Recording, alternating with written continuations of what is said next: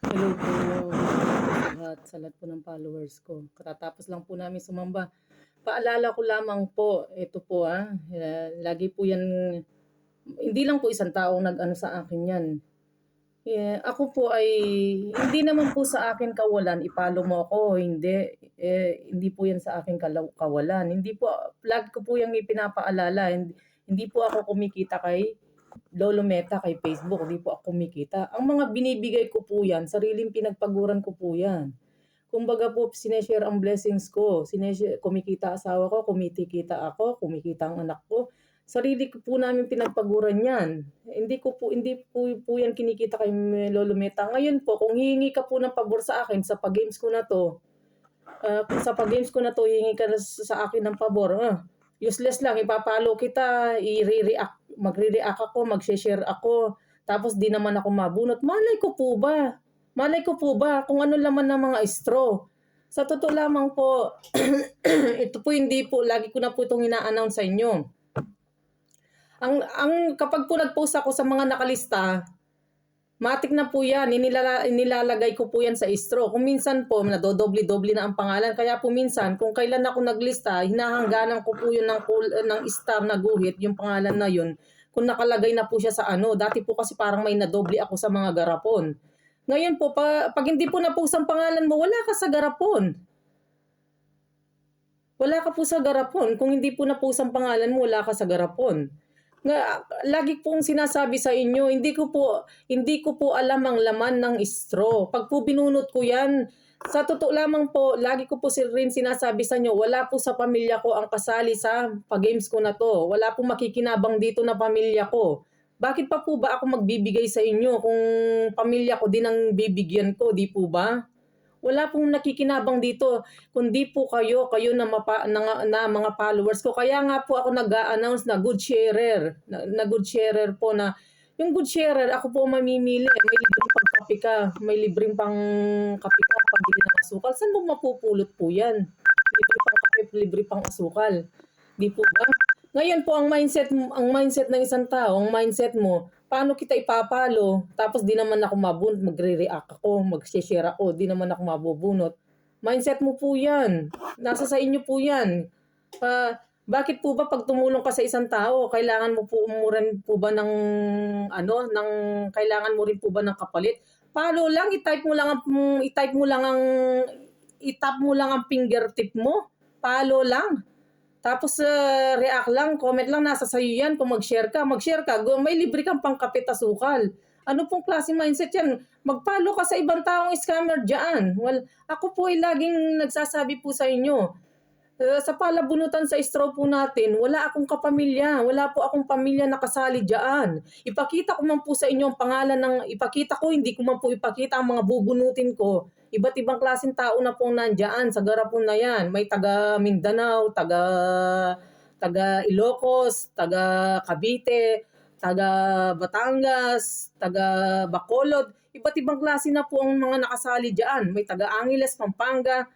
Ako po hindi ko po alam yang laman ng hindi ko po alam ang laman ng straw na yan. Kaya mindset nyo po yan. Ba't pa kita ipapalo? Ba't pa kita ipapalo? Mindset nyo po yan. Ako po ito, nagsasabi po ako ng totoo. Hindi pa po ako nagso-social media. Hindi pa po ako nagso-social media. Ito po, mamatay na po ako at kasasamba ko lamang po. Hindi pa po ako nagso-social media. Nasa Saudi pa lang po ako. Magkano pa lang po ang kinikita ko. Iba't ibang tao na po lumalapit sa akin. Makilala ko lang sa Facebook. Iiyak-iyak lang sa akin. Hingi po ng tulong sa akin. Kailangan ko po ba sabihin sa kanila, ba't kita tutulungan? Anong ipapalit mo sa akin? Paano mo ako masusuklian? Kailangan ko po ba sabihin yun? Nung pandemic yung nagsabi sa akin nito, isa kong natulungan sa pandemic na to. Hindi po ako nanunumbat. Kailangan ko lamang po malaman ninyo. Ang nagsabi po sa akin nito nung pandemic. Humingi po sa akin ng tulong na pandemic po yan. Nasa Pinas na po ako. Pare-pares na na-stranded, walang trabaho. Humingi po sa akin ng tulong sa akin nung pandemic yan. magkano po pinadala ko? 8K po yan, pinadala ko. Pera pa po yung namatayan ako ng kaibigan, umingi pa po sila ng tulong sa akin na nagkulangan sila ng pambiling kabaong. Kailangan ko po ba sabihin sa inyo na, ba't kita tutulungan? Ba't kita tutulungan? Anong ipapalit mo sa akin? Kailan mo ako susuklian ng itutulong ko sa'yo? Kailangan po bang tumulong ka sa isang tao? Kailangan po ba ng kapalit? Di po ba? Nasa sa inyo po yan. I-unfollow nyo ako. Hindi, nasa sa inyo po yan. Wala naman po mawawala sa akin. Total naman po, sanay naman po ako. Ang pinagpapaguran ko rito sa abroad. Kinikita ng asawa ko, kinikita ng anak ko, pinagpapaguran po namin. Ang tinutulong ko po, wala po akong hinihiling kapalit sa inyo. Ngayon po, ang mga pag-games ko po, may mechanic po yan. Nasa sa inyo po yan kung gusto mong i-follow mo ako, yan, follow mo ako, nasa sa inyo po yan. Kung gusto mong i-follow ang mga scammer dyan na content creator, nasa sa inyo po yan. Pero huwag nyo pong iniisip na ang mindset nyo po, ipalo nyo ako tapos kayo ang bubunutin ko. Huwag nyo po akong diktahan dyan. Hindi ko po yan alam. Lagi ko po sinasabi sa inyo, ang laman ng garapon at laman ng straw, hindi ko po yan kilala, hindi ko po alam. Surprise. Pag po binunot ko, surprise po yan. Ipakita ko man po sa inyo, hindi ko man ipakita sa inyo ang binabasa ko. Wala pong makikinabang yan kung hindi po kayo, hindi po ako, hindi po ang pamilya ko. Kahit basahin ko yan na hindi ko pinapakita sa inyo, wala na po akong pakialam doon. Basta po ako, pera ako dito. Dahil po sa totoo lamang, wala po akong pamilya. Lagi ko pong sinasabi sa inyo, walang kasamang pamilya kung makikinabang dito sa pag-games ko na to. Ba't ko pa ipamimigay kung pamilya ko din po, di po ba? Ngayon po, ipalo nyo ako, tapos i-chat nyo ako. Useless lang po, useless lang. Tapos di naman ako mabunot. Kaya nga po pag-games tayo nagbabaka sakali po tayo. Nasa sayo yan, nasa sa inyo po yan. Kung ako po ay tumutulong sa inyo, hindi po ako humingi ng kapalit. Kaya lang po ang pinapag-games natin na to, may mechanic po, may mechanism tayo. Yan po ang rules niya. Nasa sa inyo po yan, ipalo nyo ako, hindi, wala pong mawawala sa akin. Dahil po ang pinamimigay ko yan, sarili ko pong pinagpaguran yan. Hindi po yan kay Lolo Meta. Lagi ko po yan pinapaalala sa inyo. Kapag po ako bumunot ng sa garapon, wala pong makikinabang na pamilya ko. Pag binunot ko po sa garapon, kayo din po makikinabang yan, hindi po ako. Ngayon po, kung gusto nyo magkalibre ng pangkape at asukal, kaya ko po yan sinasabi na good sharer. Diyan po tayo kumukuha ng good sharer sa pangkape at asukal. Pero po, sabihin nyo, paano kita ipapalo, paano ako magre-react. Anong klaseng mindset po yan? Wala ka naman puhunan dyan. Ang puhunan mo lang, magpalo ka lang. Mag-ano ka lang. Ba't po ba ako? Ano po ba ang puhunan ko? Kailangan po ba akong tumulong? Hindi na po ako nag-aano. Alam ko na po, kilala ko na po ang mindset ng isang tao. Nung pong panahon noon, di po ako nanunumbat ha. Isa po ang nagsabi sa akin sa chat na ganito. Sabi ng anak ko, nabasa ng anak kong ba't ako magpapalo sa'yo, ba't ako magko-comment sa'yo, ba't ako mag-share, wala naman din akong mapapala, di naman ako mabubunot. Nung panahon noon na nakatulong ako sa inyo, hindi po ako nanunumbat ha. Sinabi ko ba sa sarili ko, paano kita tutulungan? Anong ibabalik mo sa akin? Paano kita tutulungan? Anong ibabalik nyo sa akin? Hindi po ba? Maling mindset po yan, te. Hindi ko nabanggitin ang pangalan. Sana nakatulong sa inyo yung isang tao na walang hinihinging kapalit.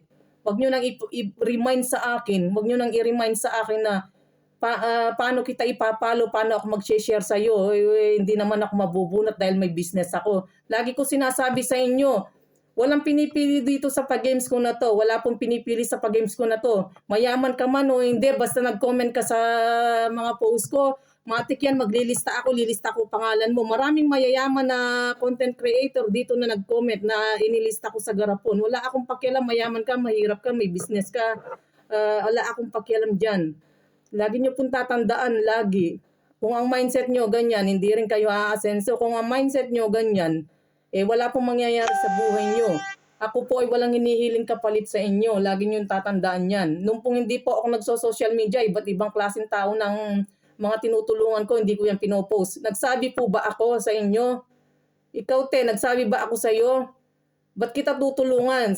Nagsabi ba ako nung pandemic? Hindi ako nanunumbat kasi nasa kapilya ako kanina nung i-chat mo yan. Nagsabi ba ako sa'yo? Ba't kita tutulungan? Ba't ka manghingi sa akin ng pambiling gamot? Anong iaano mo sa akin? Sinabi ko ba noong pandemic? Di ba? Hindi ng tao, dapat give and take. Wag po yung take ka lang ng take. Hindi po ganyan ang mindset, tapos di ka pa iba sa akin. Di po ba? Wag niyo akong diktahan kung ano ang bubunutin ko sa ano. Basahin ko man yan, ipakita ko man yan o hindi, walang makikinabang yan kung di kayo, hindi ang pamilya ko. Hindi wala pong kasaling pamilya ko diyan. Kaya ang mindset niyo po, bahala kayo, i-follow niyo ako, hindi, bahala po kayo. Wala po akong hinihinging kapalit sa inyo. Ang mga pinapagames ko po sa sariling bulsa ko yan. Hindi po yan kay Lolo Meta, lagi niyo po yan tatandaan. Kung hindi nang ikaw te ang nagsabi sa akin yan, marami din. Paano tayo tas di naman ako mabunot. Nasa sa inyo po yan. Alangan naman kasasabi mong ganyan, ikaw na ang paboran ko. Di po ba? Unfair naman sa iba. Di po ba? Kaya good luck po sa inyo lahat and God bless po. Lagi ko po sinasabi, walang kasaling pamilya ko dito. Dahil sarili kong perang pinamimigay ko. Ba't ko pa ipamigay sa inyo kung sasali ko rin ang mga anak ko? Di po ba? Kaya nga po ako nag-aano ng pair sa inyo lahat. Di po ba? Hindi ko po kailangan na i-follow mo ako tas hingan mo ako ng pabor na ikaw ang bunutin ko. Hindi po ganyan ang mindset ng isang tao. Lagi niyo po yan tatandaan. Kaya good luck po sa inyo lahat and God bless po sa inyo lahat.